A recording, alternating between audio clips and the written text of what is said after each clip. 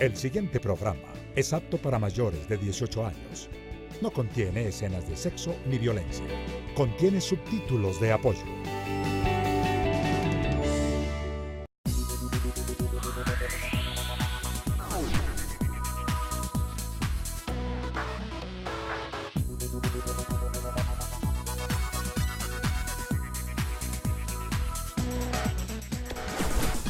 Diálogo Mayor, análisis, debate y opinión.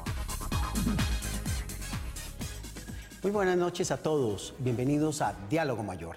Este es su programa institucional, un programa de la Universidad del Rosario en donde la academia le habla a la sociedad y la sociedad le habla a la academia. Los temas de educación son temas importantes, fundamentales para Diálogo Mayor y queremos persistir en ellos porque nos preocupan, nos interesan. Hoy hablaremos fundamentalmente de educación.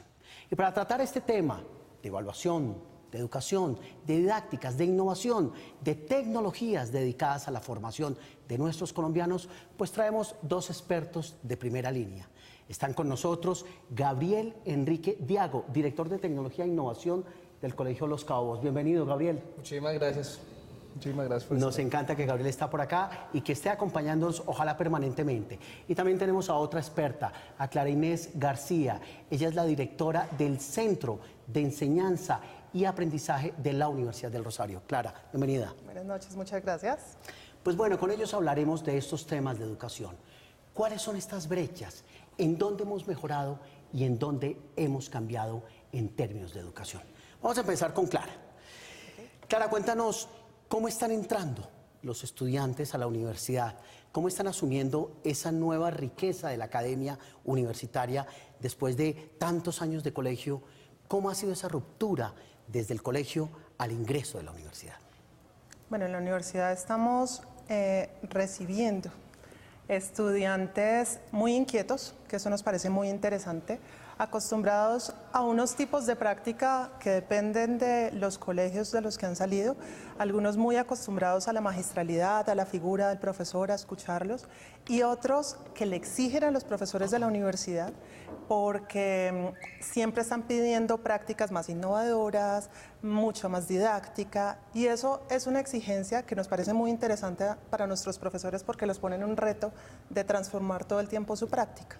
Uno podría pensar que estas nuevas generaciones llamadas millennials que están ingresando a la universidad están demandando, digamos, su uso de recursos tecnológicos con mayor agudeza que hace un par de años. Sí lo exigen, pero también exige para nosotros que miremos cuáles prácticas sí se pueden apoyar con tecnología. Lo que nos pasa en la mayoría de los casos es que los estudiantes están acostumbrados a un tipo de tecnología, las redes sociales, por ejemplo, pero no siempre están acostumbrados a los tipos de tecnología que apoyan la educación, a los buscadores en la biblioteca, por ejemplo, al tipo de tecnología que nosotros usamos para apoyar las competencias que requieren. Entonces es de parte y parte. Por un lado es que empecemos a usar más tecnologías porque de eso están acostumbrados los estudiantes, pero también implica que los apoyemos en esas competencias de usar la tecnología para aprender, que no siempre lo hacen. De acuerdo, es decir, ahí hay una nueva riqueza y es cómo utilizo yo el recurso tecnológico fundamentalmente en un ejercicio de formación. Totalmente. No solamente, digamos, de diversión, de comunicación, etcétera, etcétera. Ya volveremos con ello, que es muy interesante. Gabriel, el mundo de la primaria y de la secundaria es un macromundo, ¿cierto? Y eso implica unos estudiantes distintos, diferentes. En la época en que yo me formaba, hombre, tú eres muy joven, pero era un tema de tiza y borrador. Hoy, ¿cómo se forman los muchachos en básica primaria y en secundaria en términos generales? Bueno, en términos generales, la educación, obviamente vemos estas tecnologías que tenemos ahorita y la forma como nosotros estamos, o como los niños están interactuando entre ellos y interactuando con personas de alrededor del mundo. Entonces, lo que tenemos que darnos cuenta es saber si lo que estamos haciendo, y ahí concuerdo perfectamente, es que les estemos enseñando a utilizarla de una manera adecuada. Si estamos enseñándoles que la tecnología se utiliza solo para sus redes sociales o si en realidad ellos lo utilizan como una herramienta para desarrollar sus proyectos. para desarrollar las experiencias que los van a hacer lograr ser grandes empresarios o grandes emprendedores o grandes académicos, pero que sí aprendan a utilizarlo de una buena manera y de una manera responsable. Perfecto, pero ya que entramos en el tema de la tecnología, sí, que es un tema interesante, hablemos de esto. Uno podría decir que hoy existe una brecha notable y significativa entre los docentes y los estudiantes, fundamentalmente sesgada por el uso, acceso, manejo y producción de contenidos en el recurso tecnológico. Hablemos del colegio, ya hablaremos de la universidad. Claramente hay una brecha y es muy clara porque nosotros, y aunque yo sea joven, yo también, pues la tecnología en los últimos 10 años que yo he estado por fuera del colegio ha avanzado mucho.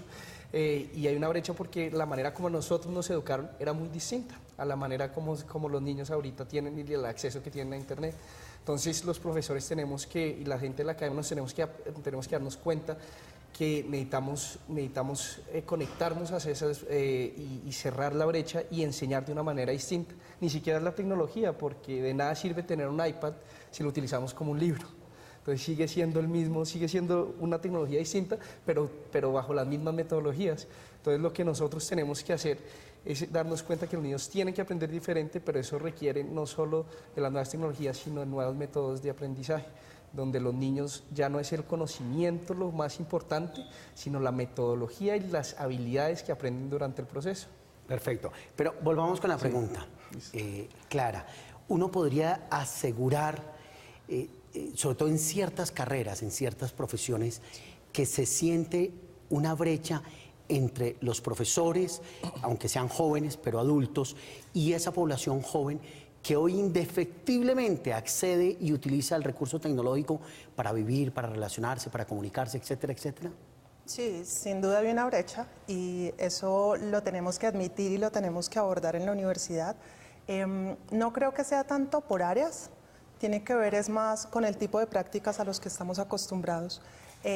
Y precisamente esas tecnologías a las que están tan acostumbrados los estudiantes no son tan familiares para los profesores, sean jóvenes o no.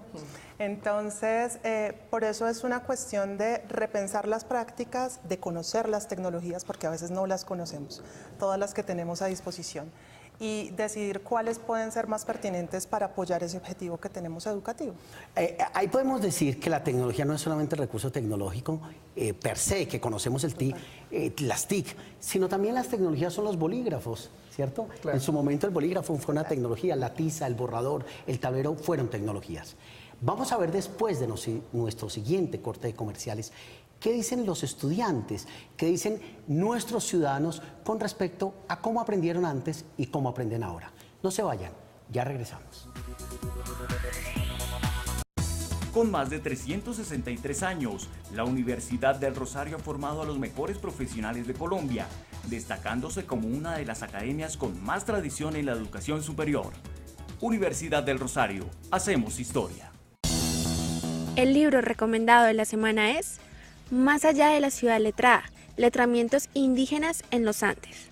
En esta obra, la antropóloga Joan Rapaport y el historiador de arte Tom Cummins analizan cómo los pueblos andinos recibieron y mantuvieron las convenciones de la alfabetización española, combinándolas con sus propias tradiciones.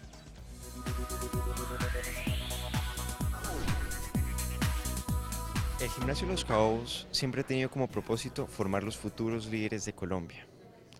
Ahora estamos implementando lo que se llama la revolución en educación, que es la implementación de tecnología con experiencia. Esto nos ayuda a encontrar esa vocación, a qué nos queremos dedicar a partir de proyectos, lo que se llama PBL, educación a base de proyectos.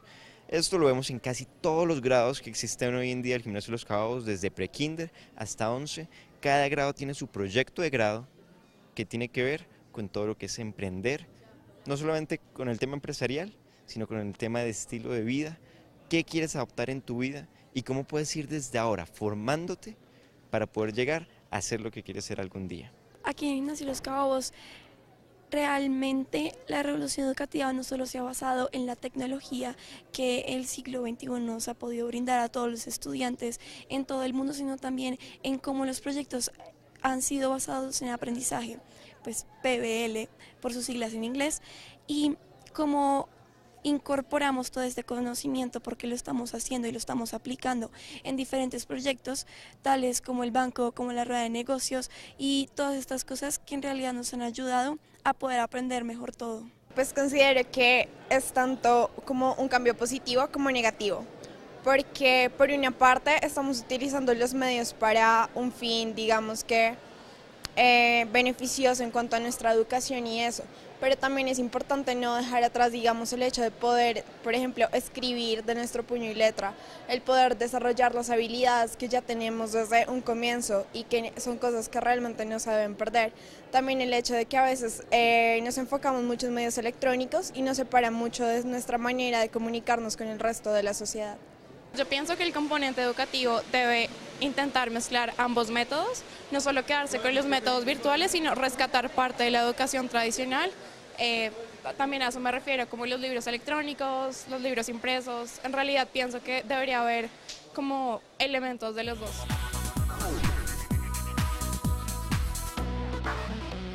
Entremos en materia con nuestros expertos. Los temas de innovación pedagógica, de nuevas metodologías, de didácticas de aprendizaje son temas hoy fundamentales en la educación. Vamos entonces a escuchar a Gabriel. Hoy, ¿cuál podría ser, digamos, un paradigma, un paquete, un modelo de formación y de metodologías más indicados para formar nuevos estudiantes en primaria y en secundaria, Gabriel? Bueno, y esa es una excelente pregunta y vuelvo a que tenemos que retomar la historia de cómo hemos sido educados. Y básicamente en los últimos 100 años no ha cambiado mucho el aula, puede cambiar la tecnología, pero si se utiliza de la misma manera, pues sigue siendo el mismo profesor que le da un conocimiento a los estudiantes y ellos tienen que repetirlo. Yo creo que la metodología que nosotros estamos viendo, innovación, lo que está revolucionando el mundo, es la metodología de educación por proyectos, de educación en donde le decimos al estudiante, usted tiene toda la información del mundo, la tiene al alcance de su mano, ahora, ¿qué va a hacer con esa innovación?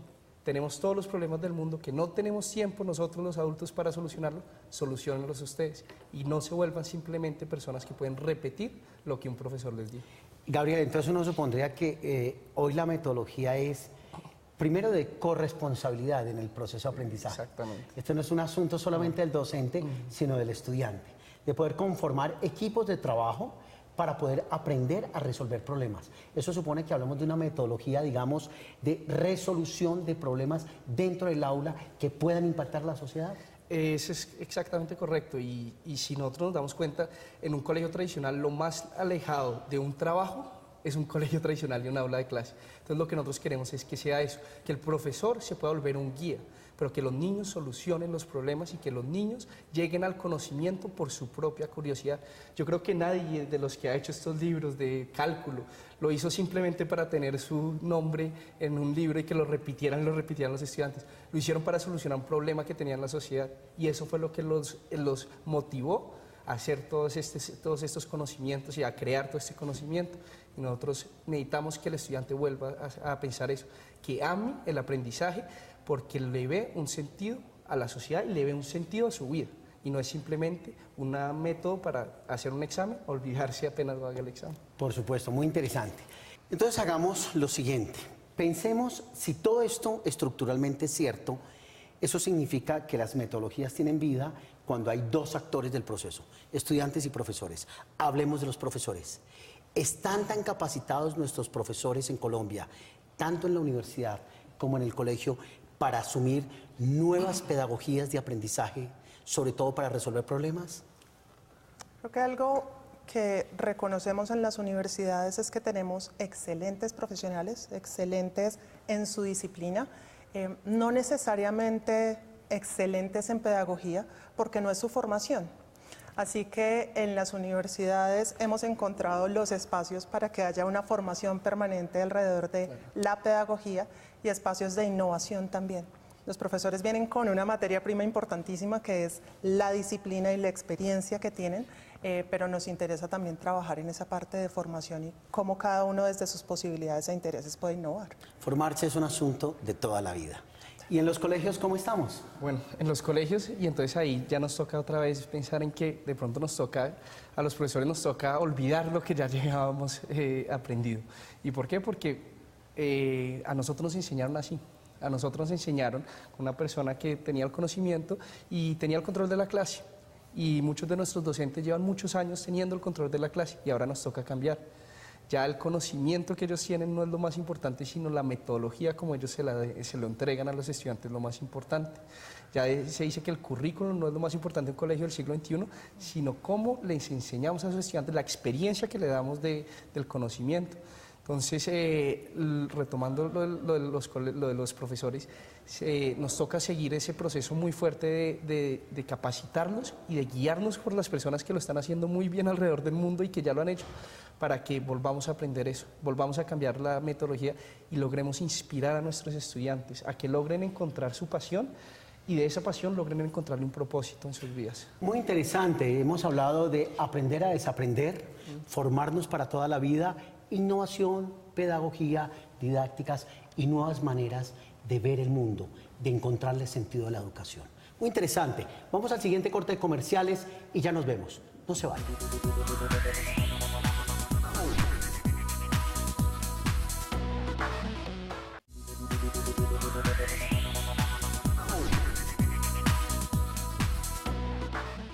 Vamos a esta última parte de este interesante programa con dos jóvenes expertos que además me interesa porque ambos son ingenieros, no son propiamente licenciados y les preocupa y les interesa la educación como a todos en Colombia.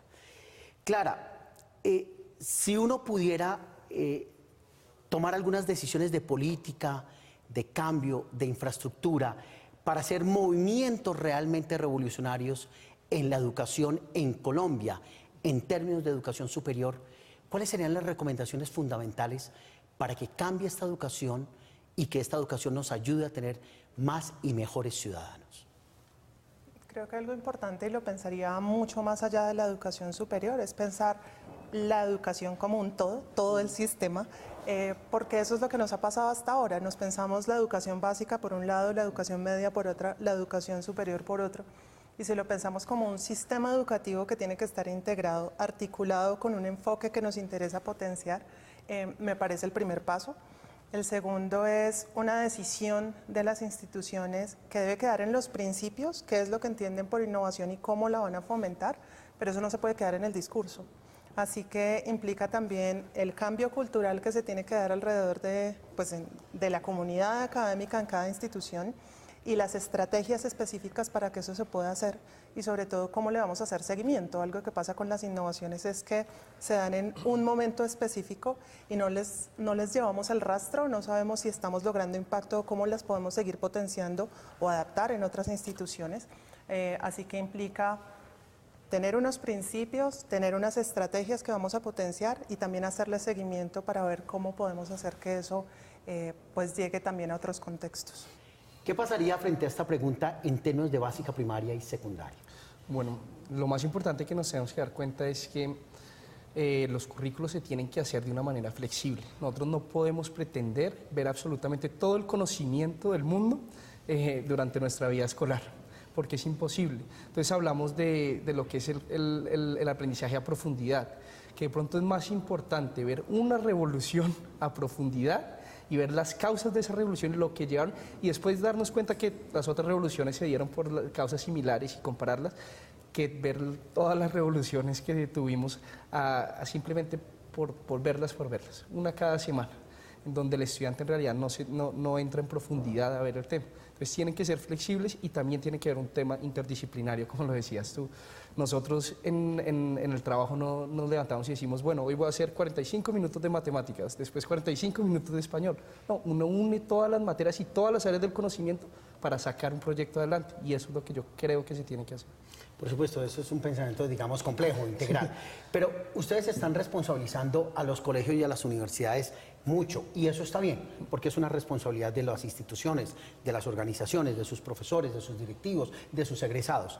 Y con respecto a lo que podrían sugerirle ustedes al Estado, al sector público, al sector privado, para mejorar la educación en el país, ¿qué sugerirían?